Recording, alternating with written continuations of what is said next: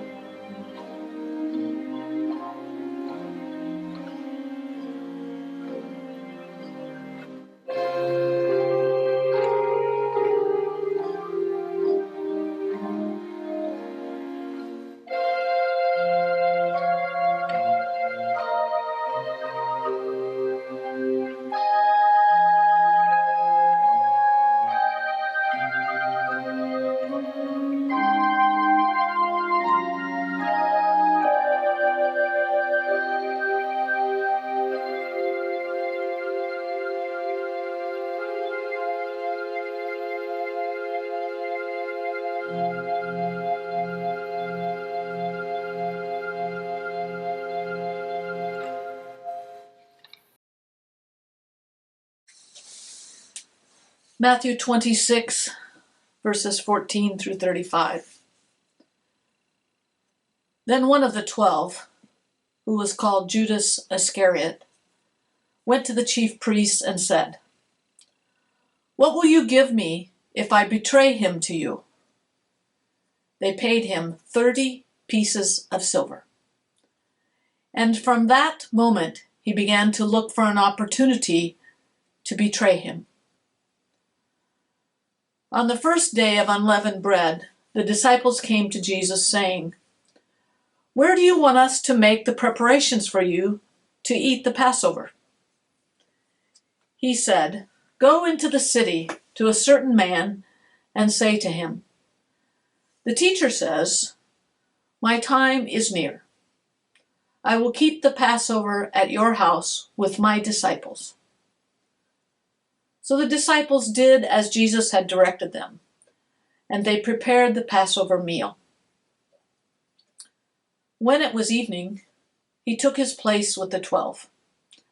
And while they were eating, he said, "Truly I tell you, one of you will betray me." And they became greatly distressed, and he began to say to him one after another, "Surely not I, Lord." He answered, "The one who has dipped his hand into the bowl with me will betray me.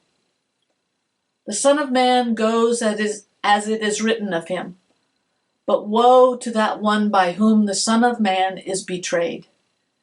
It would have been better for that one not to have been born." Judas, who betrayed him, said, "Surely not I, Rabbi." He replied, "You have said so." While they were eating, Jesus took a loaf of bread, and after blessing it, he broke it, gave it to the disciples, and said, "Take, eat. This is my body." Then he took a cup, and after giving thanks, he gave it to them, saying, "Drink from it, all of you, for this is my blood of the covenant, which is poured out for many for the forgiveness of sins. I tell you, I will never again drink of this fruit of the vine until that day when I drink it new with you in my Father's kingdom." When they had sung the hymn, they went out to the Mount of Olives. Then Jesus said to them, "You will all become deserters because of me this night, for it is written, 'I will strike the shepherd, and the sheep of the flock will be scattered.'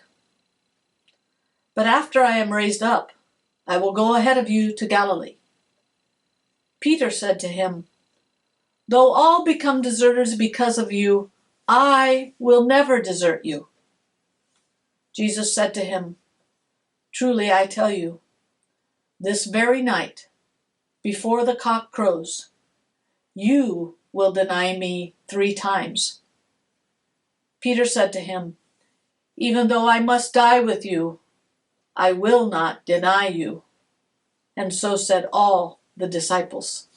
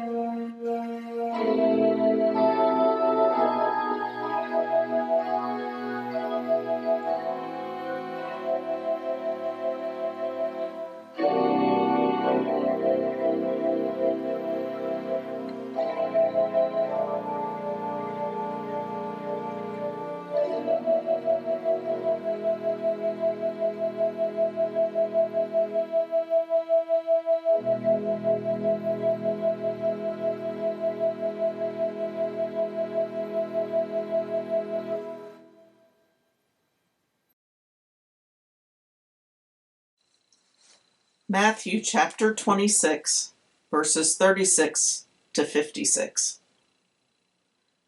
Then Jesus went with them to a place called Gethsemane, and he said to his disciples, "Sit here while I go over there and pray."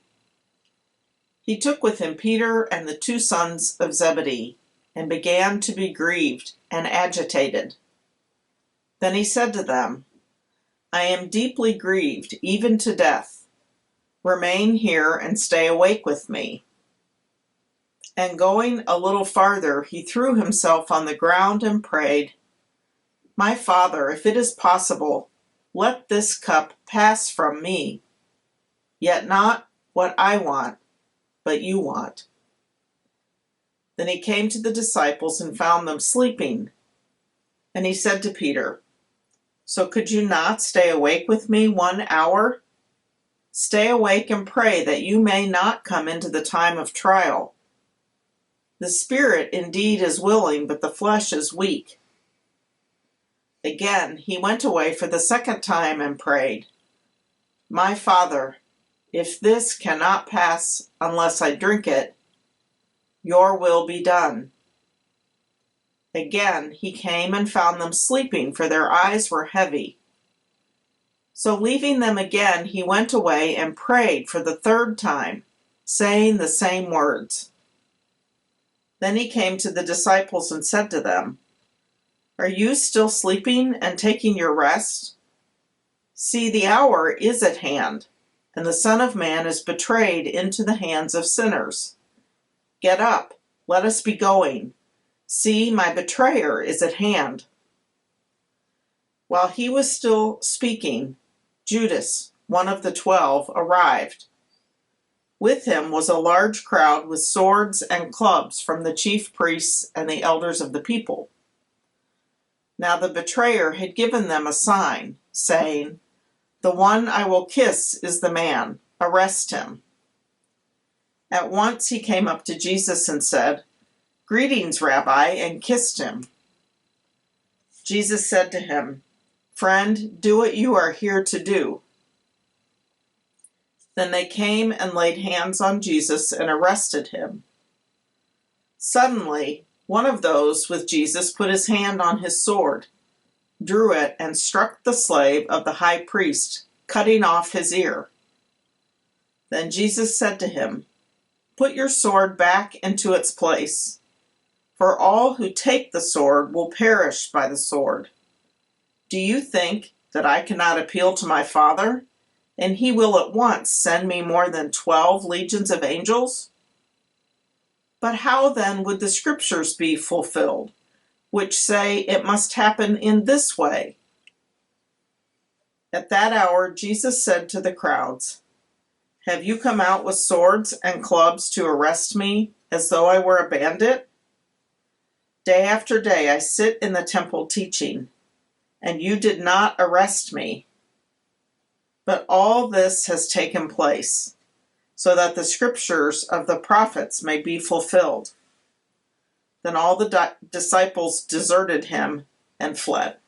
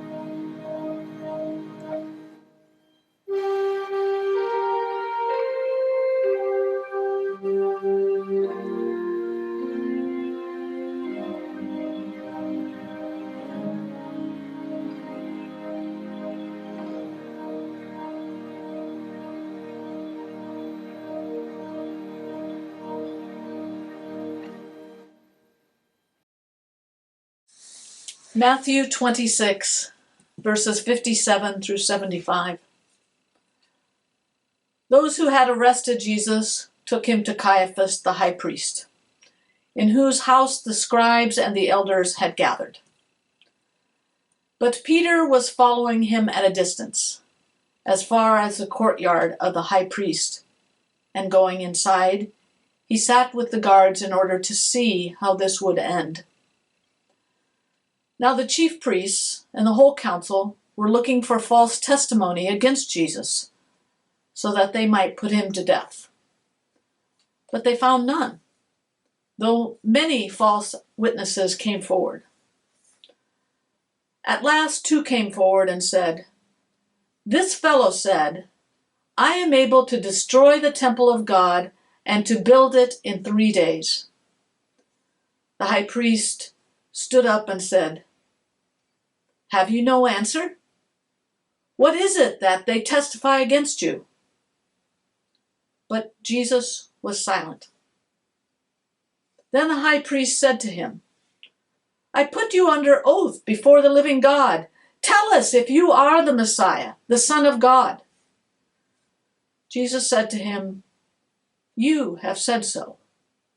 But I tell you, from now on you will see the Son of Man seated at the right hand of power and coming on the clouds of heaven." Then the high priest tore his clothes and said, "He has blasphemed. Why do we still need witnesses? You have now heard his blasphemy. What is your verdict?" They answered, "He deserves death." And they spat in his face and struck him. And some slapped him, saying, "Prophesy to us, you Messiah. Who is it that struck you?" Now Peter was sitting outside in the courtyard. A servant girl came to him and said, "You also were with Jesus the Galilean." But he denied it before all of them, saying, "I do not know what you are talking about." When he went out to the porch, another servant girl saw him, and she said to the bystanders, "This man was with Jesus of Nazareth." Again, he denied it with an oath, "I do not know the man." After a little while, the bystanders came up and said to Peter, "Certainly you are also one of them, for your accent betrays you." Then he began to curse, and he swore an oath, "I do not know the man." At that moment, the cock crowed. Then Peter remembered what Jesus had said, "Before the cock crows, you will deny me 3 times." And he went out and wept bitterly.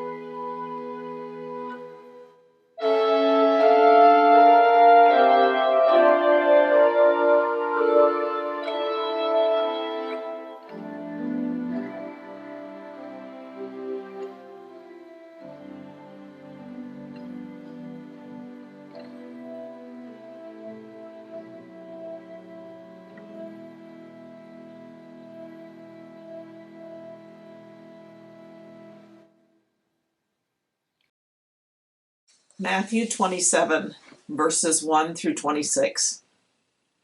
When morning came, all the chief priests and the elders of the people conferred together against Jesus in order to bring about his death.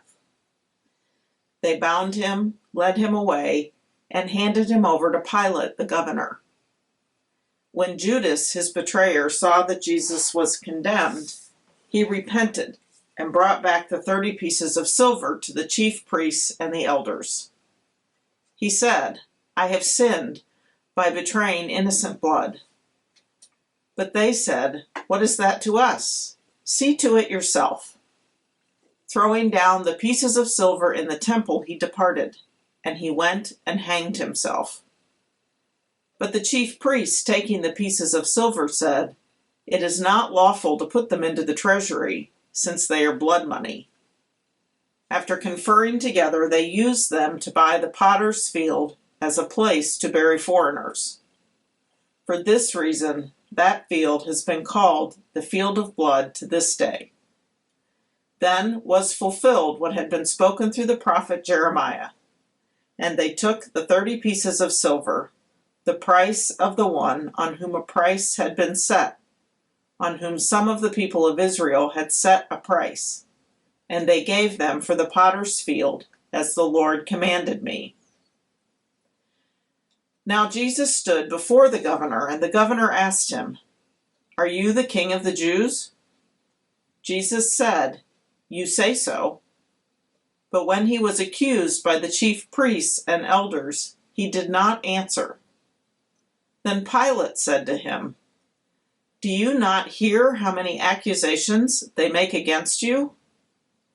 But he gave him no answer, not even to a single charge, so that the governor was greatly amazed.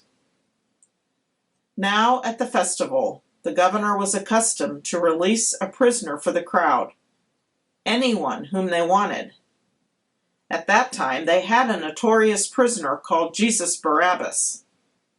So after they had gathered, Pilate said to them, "Whom do you want me to release for you, Jesus Barabbas, or Jesus who is called the Messiah?" For he realized that it was out of jealousy that they had handed him over. While he was sitting on the judgment seat, his wife sent word to him, "Have nothing to do with that innocent man, for today I have suffered a great deal because of a dream about him." Now the chief priests and the elders persuaded the crowds to ask for Barabbas and to have Jesus killed. The governor again said to them, "Which of the two do you want me to release for you?" And they said, "Barabbas." Pilate said to them, "Then what should I do with Jesus who is called the Messiah?" All of them said, "Let him be crucified." Then he asked, "Why? What evil has he done?" But they shouted all the more, "Let him be crucified." So when Pilate saw that he could do nothing, but rather that a riot was beginning, he took some water and washed his hands before the crowd, saying, "I am innocent of this man's blood. See to it yourselves." Then the people as a whole answered, "His blood be on us and on our children." So he released Barabbas for them, and after flogging Jesus, he handed him over to be crucified.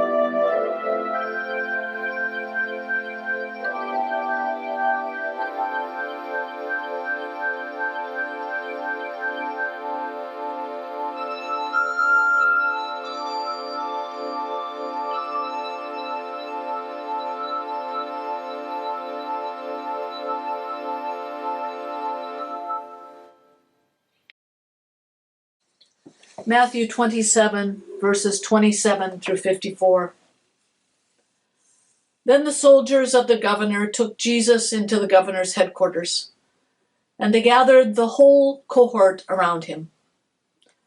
They stripped him and put a scarlet robe on him, and after twisting some thorns into a crown, they put it on his head.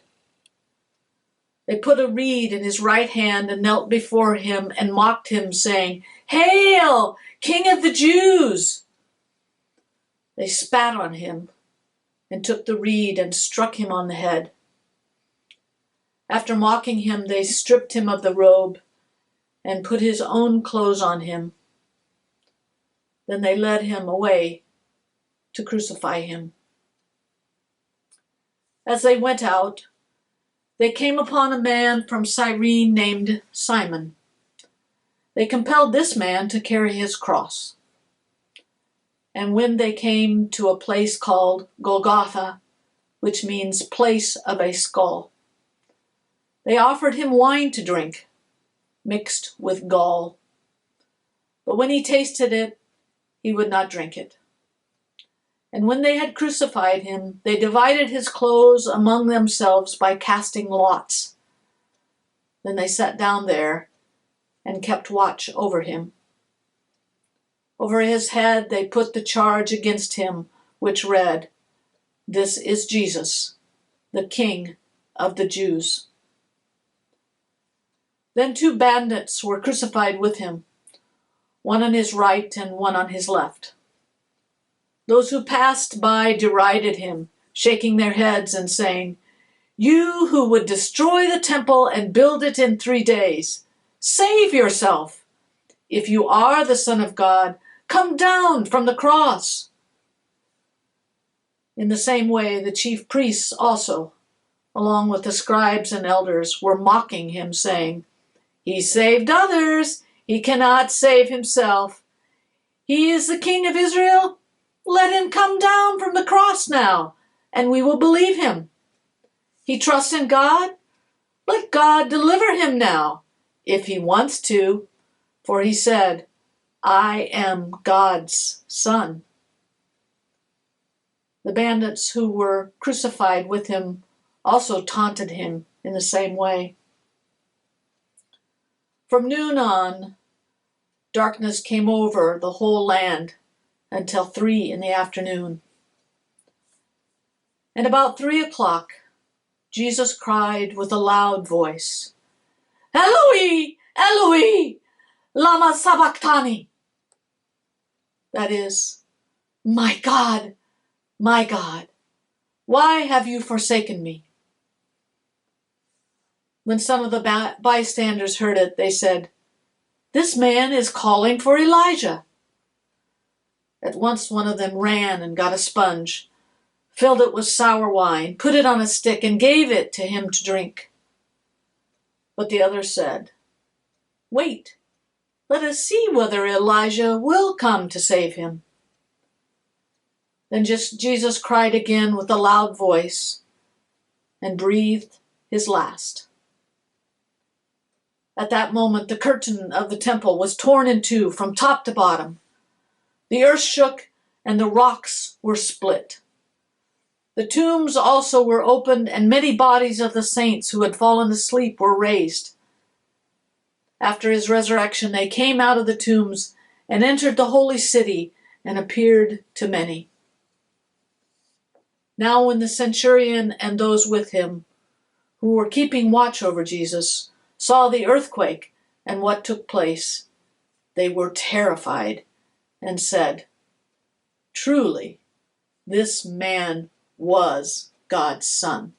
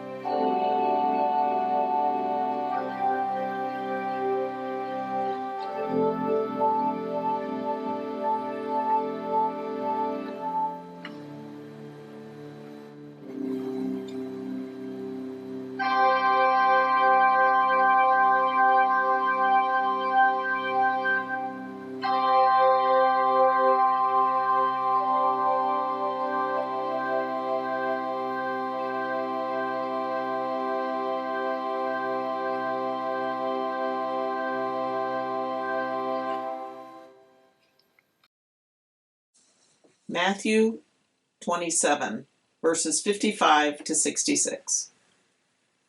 Many women were also there, looking on from a distance. They had followed Jesus from Galilee and had provided for him. Among them were Mary Magdalene, and Mary, the mother of James and Joseph, and the mother of the sons of Zebedee. When it was evening, there came a rich man from Arimathea named Joseph, who was also a disciple of Jesus. He went to Pilate and asked for the body of Jesus. Then Pilate ordered it to be given to him. So Joseph took the body and wrapped it in a clean linen cloth, and laid it in his own new tomb, which he had hewn in the rock. He then rolled a great stone to the door of the tomb and went away. Mary Magdalene and the other Mary were there, sitting opposite the tomb. The next day, that is, after the day of preparation, the chief priests and the Pharisees gathered before Pilate and said, "Sir, we remember what that impostor said while he was still alive. After 3 days I will rise again. Therefore, command the tomb to be made secure until the 3rd day. Otherwise his disciples may go and steal him away and tell the people he has been raised from the dead. And the last deception would be worse than the first." Pilate said to them, "You have a guard of soldiers. Go, make it as secure as you can." So they went with the guard and made the tomb secure by sealing the stone.